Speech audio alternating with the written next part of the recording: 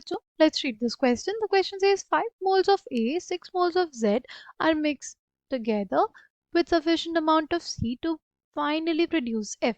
Right? Find the maximum moles of F which can be produced, assuming that the product form can also be reused. Reactions हमारे पास दिए गए हैं. Option A है 3 moles, option B है 4.5 moles, option C है 5 moles, option D है 6 moles. Right. की concept for this question is, की कॉन्सेप्ट इस क्वेश्चन के लिए क्या हो जाएगा स्टोइशियोमेट्री. क्या हो जाएगा स्टोइशियोमेट्री. राइट.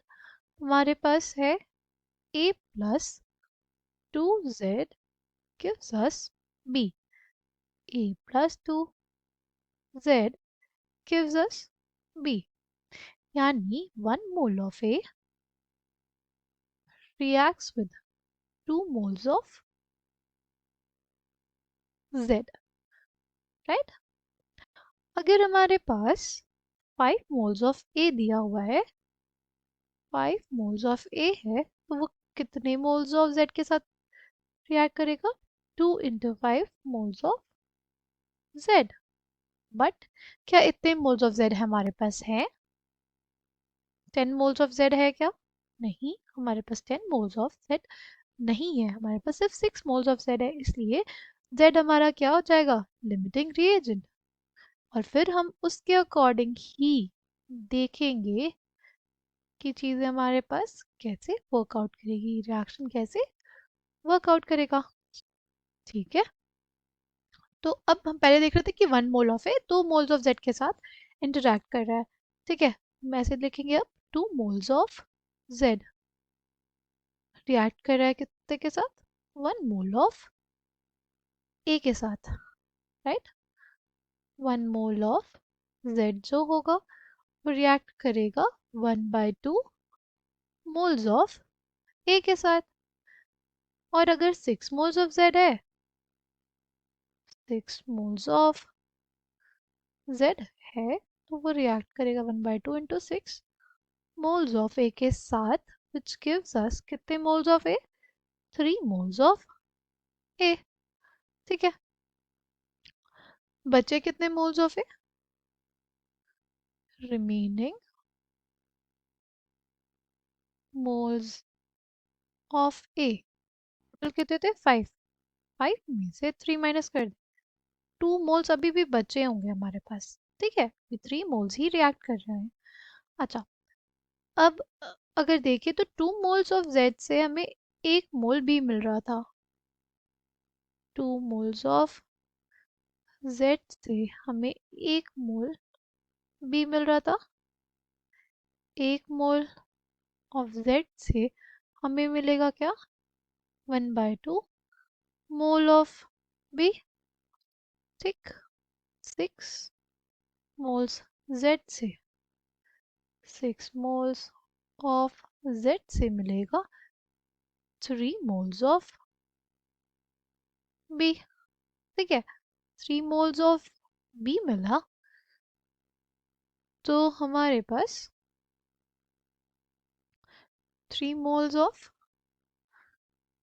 बी जो होगा वो रिएक्ट करेगा किसके साथ? 3 मोल्स ऑफ सी के साथ to give us 3 moles of Z. Right? 3 moles of B मिला था. ये जो 3 moles of B है वो सेकेंड वाले रिएक्शन के अकॉर्डिंग हमें दे देगा 3 moles of Z. 3 moles of Z and 3 moles of F. Right? 3 moles of Z and 3 moles of F. ठीक है. मोल्स ऑफ F कितने प्रोड्यूस हो गए? 3. अब हमारे पास फिर से क्या हो गया? प्रोडक्ट को हम लोग रीयूज कर सकते हैं, यानी 3 मोल्स ऑफ Z को फिर से हम लोग रीयूज करेंगे. ठीक. 1 मोल Z जो था वो रिएक्ट कर रहा था 1/2 मोल्स ऑफ A के साथ. हमने देखा था 1 मोल ऑफ Z रिएक्ट कर रहा था 1/2 मोल ऑफ Z के साथ. अब हमारे पास कितने मोल्स ऑफ Z बना? 3 moles. 3 moles of Z basically react करेगा 1/2 इंटू 3 moles ऑफ A के साथ, यानी कितना 3/2 moles ऑफ A। बचा कितना था हमारे पास, बचा था 2 moles ऑफ A, जिसमें से 3/2 moles ऑफ A कंज्यूम हो गया।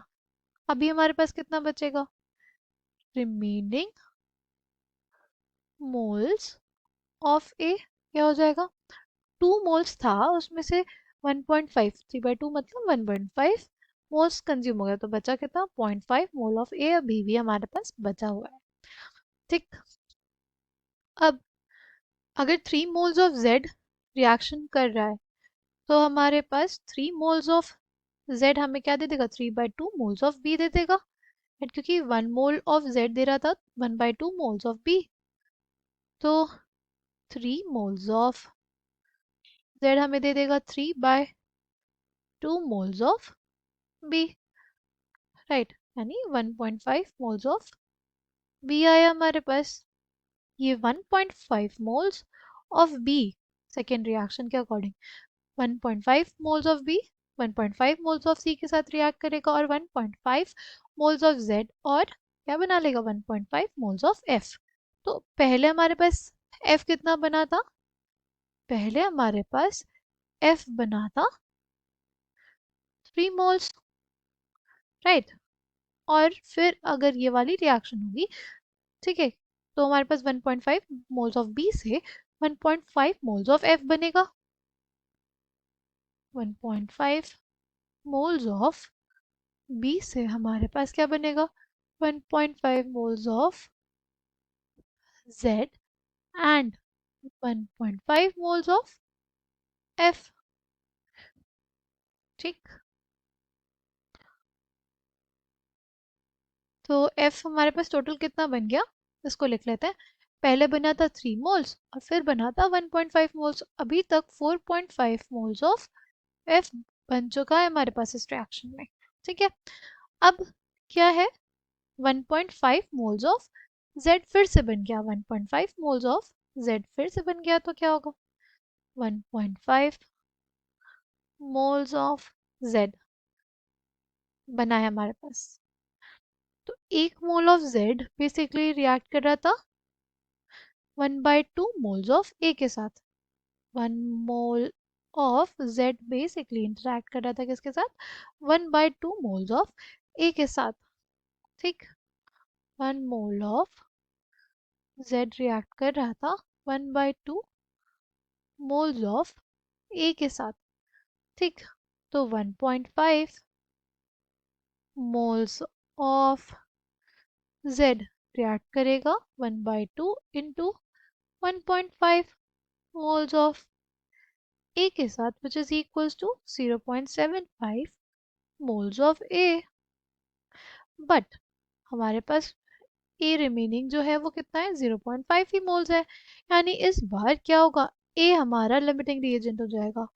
ए will be the limiting reagent, क्योंकि ए कम अमाउंट में प्रेजेंट है, जो कम अमाउंट में प्रेजेंट होता है वो हमारा लिमिटिंग रिएजेंट होता है।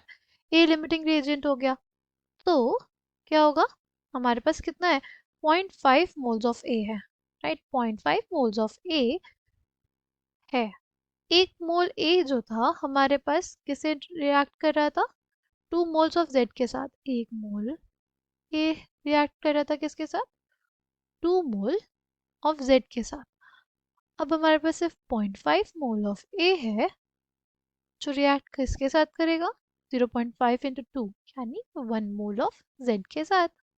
ठीक है, 1 मोल ऑफ जेड के साथ अगर रिएक्शन होगा तो क्या होगा, 1 मोल ऑफ जेड हमारे पास क्या देगा, 1 मोल ऑफ जेड हमारे पास, देखो 1 mole of Z 1/2 moles of B देगा।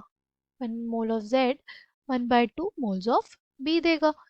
अगर 1/2 मोल्स ऑफ बी बना हमारे पास, तो 1/2 मोल्स ऑफ क्या बनेगा, जेड, और 1/2 मोल्स ऑफ एफ बनेगा। ठीक है, तो यानी 0.5 मोल्स और ऑफ एफ हमारे पास और फॉर्म हुआ, विच इज इक्वल्स टू कितना 5 मोल्स ऑफ एफ, क्या हुआ 5 मोल्स ऑफ एफ। ठीक, 5 मोल्स ऑफ एफ हमारे पास फॉर्म हो गया। ठीक है, अब ये रिएक्शन रिपीट नहीं हो सकती, राइट। अब ये रिएक्शन रिपीट नहीं हो सकती क्योंकि ए हमारे पास क्या हो गया, पूरा कंज्यूम हो गया। ठीक है, तो कितने मोल्स ऑफ एफ अल्टीमेटली हमें मिले, ऑप्शन सी 5। कितने, option C 5, option C will be the correct answer for this question. I hope you understood it well. Thank you and all the